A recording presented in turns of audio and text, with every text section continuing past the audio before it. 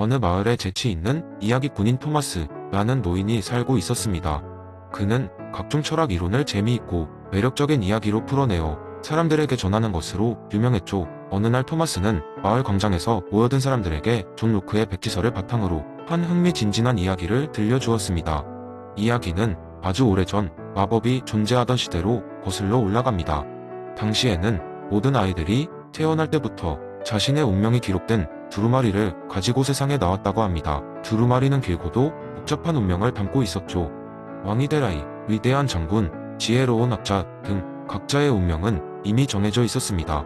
하지만 어느 날 이 마법의 작은 혼란이 찾아왔습니다. 마법사들의 실수로 한 아기가 백지 상태의 두루마리를 가지고 태어난 것이죠. 마을 사람들은 큰 충격에 빠졌습니다. 어쩌면 좋지? 이 아이의 운명이 기록되지 않았다니. 사람들은 걱정했지만 마을의 현명한 노인, 바로 저의 먼 조상이 이렇게 말했습니다.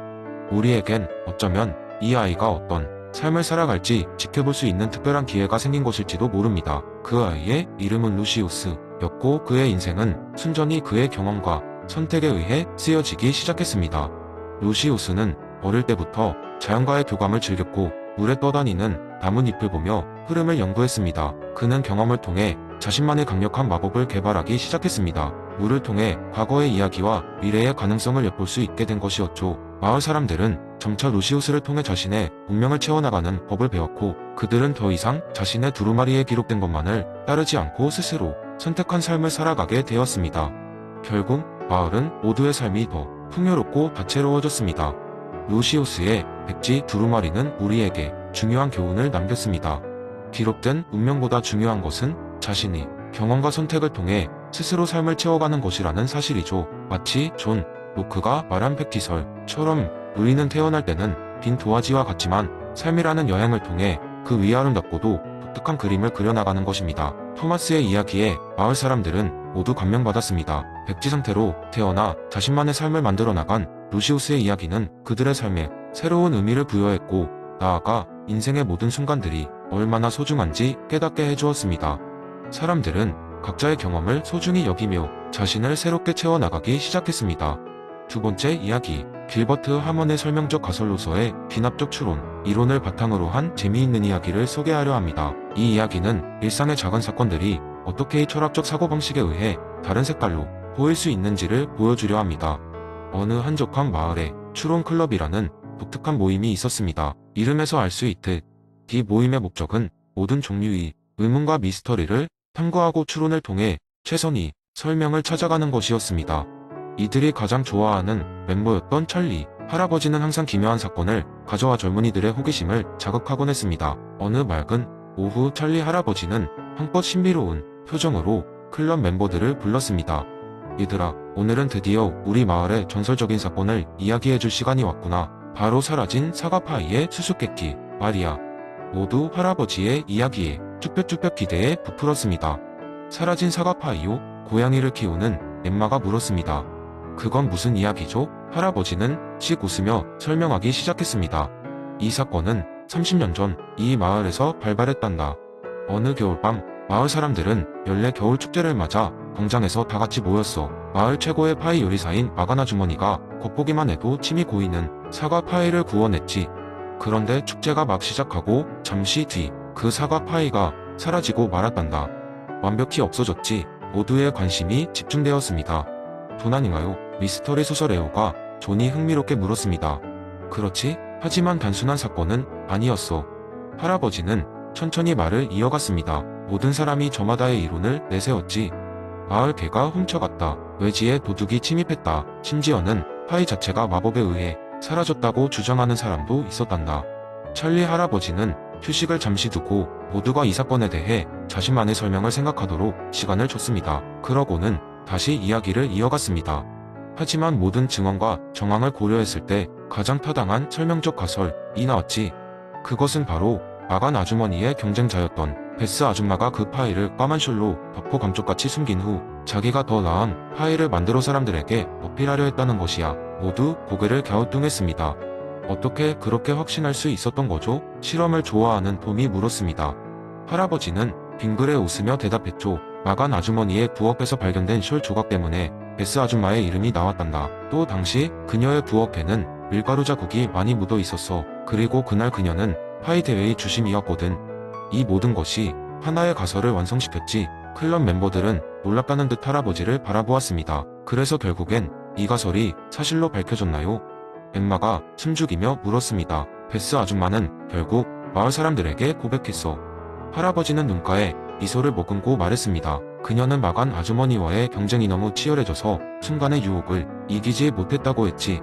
하지만 이 사건 후로 두 사람은 오히려 절친이 되어 더 이상 경쟁의식 없이 서로를 도우며 살았단다. 결국 이 설명적 가설은 마을을 하나로 만들고 모두를 행복하게 해주는 결과를 낳았어. 이 이야기가 끝나자 주롱 클럽 멤버들은 박수로 화답했습니다. 우리의 삶 속에서 많은 미스터리는 단지 최선의 설명을 기다리는 모호한 사건들에 불과할지 모릅니다.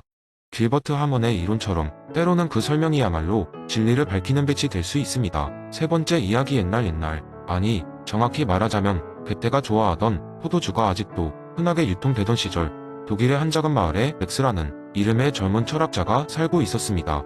그의 풀이름은 맥스 셸러였는데 사람들은 그를 대개 뱀처럼 복잡한 사유를 즐기는 철학자로 기억했습니다. 어느 날 맥스는 일상의 고요를 깨고 그의 가치, 계층 이론을 실험해 보기로 결심했습니다. 그는 여름 축제가 열리는 마을 광장으로 향했습니다. 이 축제는 마을 사람들이 1년 내내 기다리던 때로 맛있는 음식과 술, 그리고 무용수가 어우러지는 흥겨운 자리였죠. 일단 광장에 도착한 맥스는 제일 먼저 감각적 가치를 시험해 보기로 했습니다. 그는 매운 소시지를 한 손에 들고 맥주 한 잔을 다른 손에 들고 있었다. 이것이 가장 낮은 단계의 가치라면 나는 도대체 왜 이렇게 행복한 것일까? 불철주야 고민하던 맥스는 소시지를 한 입 베어물고 쓴 맥주를 천천히 음미했습니다. 그렇게 감각적 가치의 미묘한 즐거움을 느끼는 동안 맥스는 맥주가 뱃속에서 따뜻하게 내려가는 것을 느꼈습니다. 다음 단계로 이동하기 전에 그는 같이 온 사람들과의 대화를 통해 생명적 가치를 체감하기로 했습니다. 친구들과 함께 둘러앉아 건강과 젊음, 그리고 신체적 힘에 대해서 이야기하기 시작했습니다. 건강이 최고야 라며 큰 소리로 외치던 친구는 그가 던진 바람에 보린물이 든 잔을 쏟고 말았지만 모두가 웃음으로 넘겼습니다. 맥스는 그때 생각했습니다. 아, 이렇게 함께하는 순간들이 바로 생명적 가치구나. 그 다음으로 축제 한가운데서 우연히 마을 유명한 화가를 만나게 되었습니다. 그 화가는 그의 그림에서 진리와 아름다움 및 정의를 찾고자 하는 사람으로 정신적 가치에 대해 깊은 이야기를 나누게 되었습니다. 함께 이야기를 나누면서 맥스는 추상적인 논쟁들이 어떻게 인간이 삶을 풍요롭게 만드는지 체감하게 되었습니다. 거대하게 느껴지기만 했던 정신적 가치가 갑자기 눈앞에 펼쳐진 작은 캔버스처럼 한층 더 가까워진 기분이었습니다. 하지만 진정한 실험은 밤이 깊어갈 때 시작되었습니다. 성스러운 가치, 즉 신성하다고 여겨지는 것에 대한 탐구. 그는 믿음의 영역에 발을 딛고자 하는 마음으로 새벽 공기를 마시며 별들이 총총한 하늘을 올려다보았습니다. 그는 잠시 눈을 감고 우주의 신비와 자신의 무한한 자금에 대해 명상에 잠겼습니다. 그러면서 셸러는 되뇌었습니다. 여기에야말로 인간 존재의 본질을 넘어선 가치가 있구나. 축제가 끝나고 집으로 돌아오는 길에 맥스 셸러는 생각했습니다. 가치란 어느 것이 더 우월한가로 줄 세울 것이 아니라 모두가 하나의 삶 속에서 고유하고 독특한 의미를 지니는 것이 아닐까. 그 순간 그는 알 수 없는 기쁨에 빠져 웃음 지었습니다. 마치 그날 하루 자신이 탐색한 모든 가치들이 하나 되어 그의 앞날을 비추는 것 같았습니다. 그로부터의 삶에서 맥스는 많은 결정을 내림에 있어 그의 축제 실험을 떠올렸고 그의 가치 계층 이론은 더 이상 추상적인 철학이 아니라 살아있는 경험으로 사람들에게 전달되었습니다. 그는 늘 말하곤 했습니다. 우리의 세계는 다채롭게 빛나는 가치들로 가득 차 있다. 그것들을 두려워하지 않고 받아들일 때 우리는 비로소 진정한 삶을 살 수 있다. 네 번째 이야기. 옛날 옛적 중국의 작은 마을에 자라는 한 농부, 이름은 웨이민이 있었습니다. 웨이민은 그야말로 평범한 농부였지만 그의 마음속에는 특별한 씨앗 하나가 자리 잡고 있었습니다. 그것은 다름 아닌 인의 씨앗이었습니다. 웨이민은 어린 시절부터 공자의 이야기를 듣고 인을 실천하며 살고자 하는 꿈을 품어왔습니다. 마을에서는 매년 가을에 큰 축제가 열렸습니다. 이 축제는 마을 사람들에게는 단순한 즐거움 이상의 의미가 있었습니다. 함께 모여서 수확을 자축하고 서로의 노고에 감사하는 자리였으니 말입니다. 웨이민은 매년 축제마다 자신의 가장 좋은 곡식을 나눠주며 인의 가르침을 실천하곤 했습니다. 그러나 올해는 그에게 큰 시련이 닥쳤습니다. 기후 변화로 인해 그의 밭에서는 병충해가 끊이지 않았고 웨이민의 수확은 예년보다 훨씬 적었습니다. 이웃들은 그의 걱정스러운 눈빛을 알아차리고 도와주려 했습니다.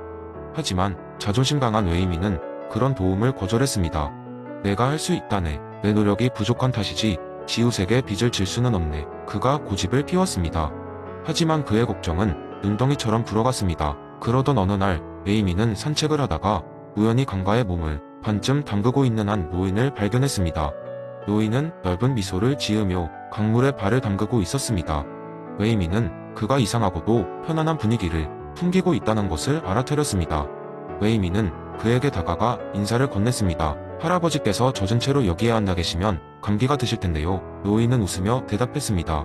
이 강물은 내 친구라네. 나를 언제나 깨끗이 씻어주고 내 마음을 평화롭게 만들어주지. 이렇게 좋은 친구가 옆에 있는데 어찌 감기 따위를 걱정하겠나. 웨이민은 노인을 통해 강과 사람의 조화로운 관계 그리고 서로 베푸는 것을 깨달았습니다. 순간 그는 인의 참뜻을 다시금 되새겼습니다. 며칠 후 드디어 축제 날이 다가왔습니다.